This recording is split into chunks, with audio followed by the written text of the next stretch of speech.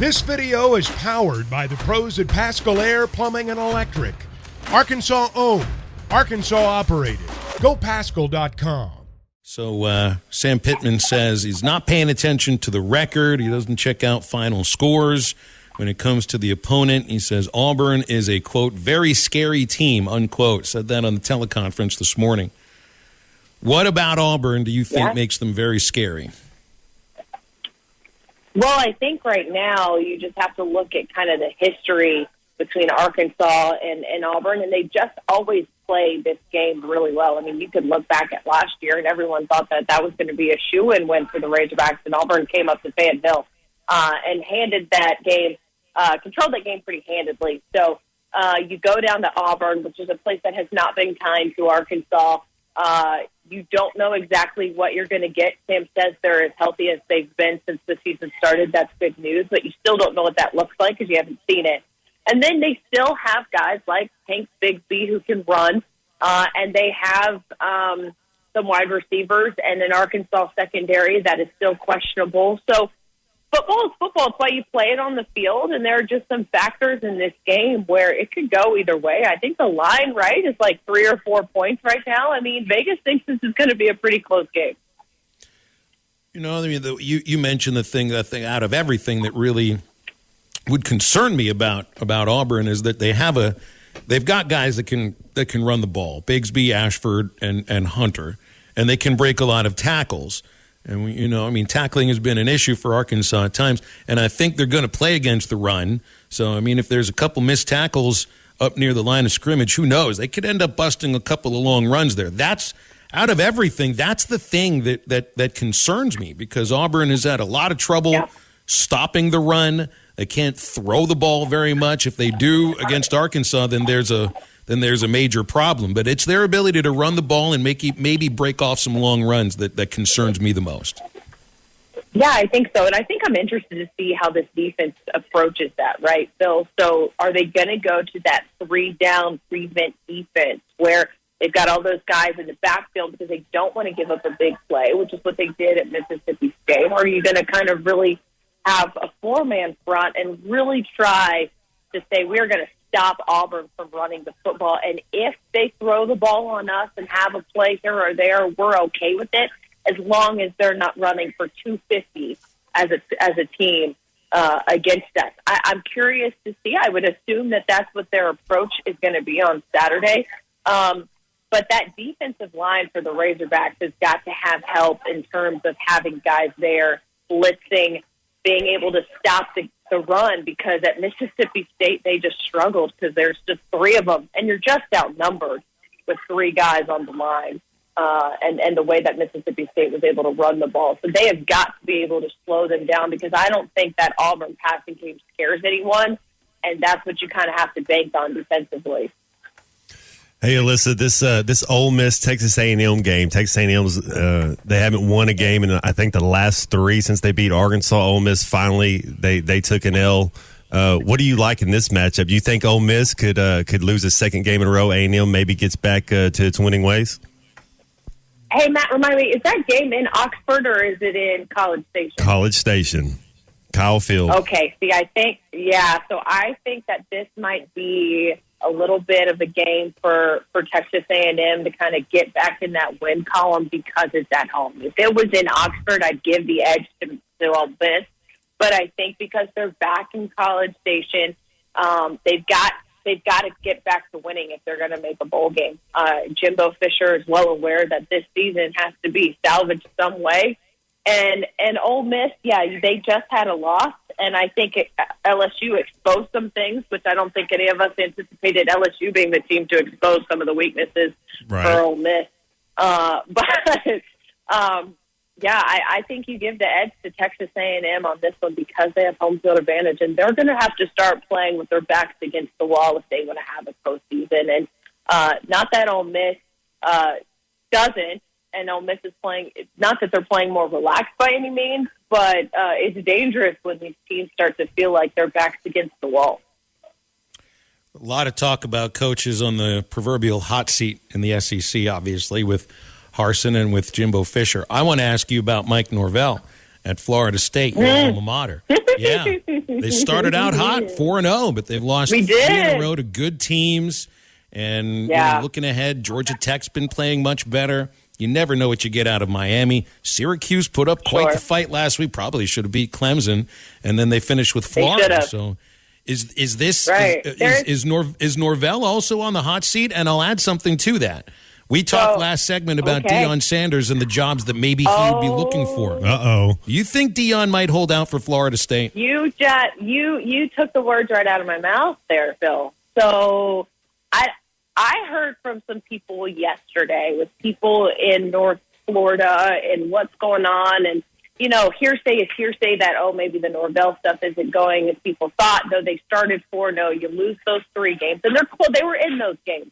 I would have made a different choice in that Clemson game. I'd have kicked the field goal, not gone for it on 4th down there in the second quarter. But they still were able to. That was just a 7-point game. You've got Georgia Tech, who doesn't have a head coach right now. But again, Florida State just plays Georgia Tech weird. You've got a night game against Missouri. They do have Louisiana in there, so I'm going to say that's a win.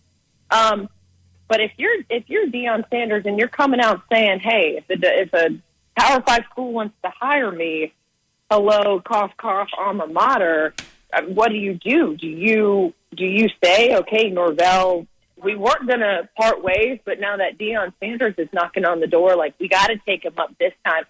I think he wanted that job when Willie Taggart and Mike Norvell was hired, but he didn't have any experience as a head coach on the college level.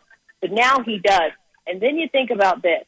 There was all that uproar when he was able to take Travis Hunter from Florida State on signing day to Jackson State with him.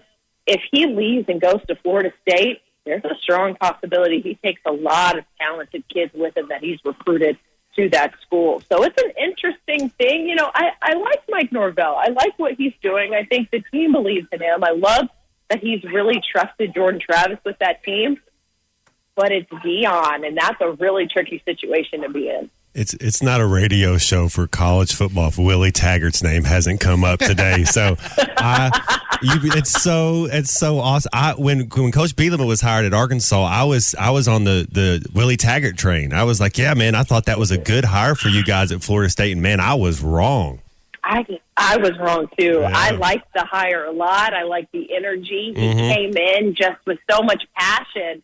And it was kind of like that passion Sam Pittman came in. You're going back to the team that you were a fan of when you were a kid, and it just blew up. Who thought that he was going to get fired before Chad Morris did? Wow. It was man. But yeah, I'm a Deion fan. I think he relates really well with the young kids, and he has kids this age. But he instantly has credibility. I mean, he's a Hall of Fame player at a high level. He was a number 1 recruit in the country, 2-sport athlete. Who gets this whole NIL and this magnifying glass better, I think, than a Deion Sanders. Yeah.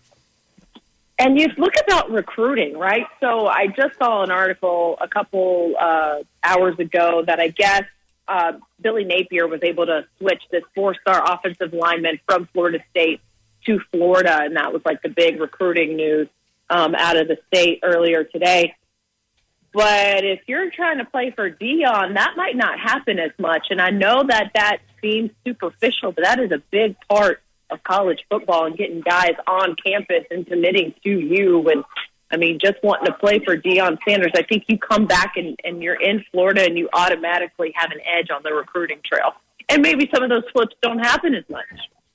Alyssa, Saturday, never mind the Auburn football game. We need highlights of the basketball exhibition game. We're not getting anything on television in Arkansas. Nothing. I know. But the stations in Texas probably are there. Please tell us you've got something worked out with an affiliate down there so we can see some highlights. Absolutely. So our affiliate KXAN, I actually texted Roger, their sports director, last week, was like, "Hey, man, you guys going to be at this?" And he was like, "Absolutely, unless this MLS team that they have in Austin starts winning." But I don't know where they stand on that now that it's not on TV. I'm pretty sure that Roger's going to have someone there. I even looked, Phil, at what it would cost to send one of my people to Austin because it wasn't on TV and because it is such a huge game with so much draw from the fans, but it just wasn't able to work out. So, yes, we will be getting stuff from our affiliate in Austin, and we will be getting it up for everyone to see as soon as possible. Austin FC is pretty good this year. They're in second. I was going to say, Matt's second our resident Yeah. soccer Yeah. guy. They so are. he could give us a report on them. Yeah, that's what he said. He was like, this team is winning. So, like, the only thing that's stopping them from being there the whole time at the basketball game is the MLS team. So we got our bye week over with. Like, there wasn't anything last week. I think there was like maybe a volleyball match. There was a soccer match, a little golf. That was it. Now, 31 consecutive weeks with Razorback Athletics of basketball, baseball, football, and of course you cover, a lot of the other things that are going on campus there. So it's time for, what is it? It's like an 8-month sprint now, Alyssa, and I know you're ready for it. Yep. Yeah, buckle up, man. I hope you guys got to kind of have a bye week, too. I did. I only worked like 2 days last week. I took my own bye week. Now I'm ready to go. Recharge. Yes, I'm ready. I was telling Phil, I was like, man, it's game week. Let's go get it. Mm-hmm. Well, I had a great week with the kids, and then over the weekend we did a zip line tour in Hot Springs, and then we went to Magic Springs for Magic Screams on Sunday. But the weekend ended. This is not the way anybody wants to finish their weekend. But, Alyssa, you've got kids, so you probably know what this is like. Poor Gabe got spun around in a teacup-like ride just before we got in the car. He'd eaten a Mexican lunch, a lot of candy. The car doesn't smell great at the moment. I've been working on this for 3 days. I have to continue working on it. Alyssa, I know that's happened. You don't have to get into details, but you know what that's like. Yeah, have you tried baking soda? Yes, all over the place. Oh, and man. a few other things, too. Man. Yeah, we were driving to Kansas City in August to go watch the Dodgers play the Royals, and we get, luckily, to just that Pinnacle Hills exit, and I look back, and Bella just throws up all over herself. And I was like, take the exit, ran into Target, and the family trying to clean it up, just had to ditch the old car seat, bought a new car seat, had to change her. It was a mess. Saul was actually on the phone with an interview candidate. It was a mess. Yeah, it's parenthood. And then man. it was like, what if she'd have done that like in nowhere, Missouri? We'd have been totally up the creek. Just open the window, for crying out loud. It's like Billy Joel said, these are the times we remember. Football is back, and BetOnline remains your number one source for all your football betting needs this season. You'll find the latest odds, matchup info, player news, and game trends. And as your continued source for all sports wagering info, BetOnline features live betting, free contests, live scores, and giveaways all season long. Always the fastest and easiest way to bet on all your favorite sports and events like MLB, MMA, tennis, boxing, and even golf. Head to betonline.ag to join and receive your 100% welcome bonus with your first deposit. Make sure to use the promo code BELIEVE to receive your rewards. That's BLEAV. Bet online, where the game starts.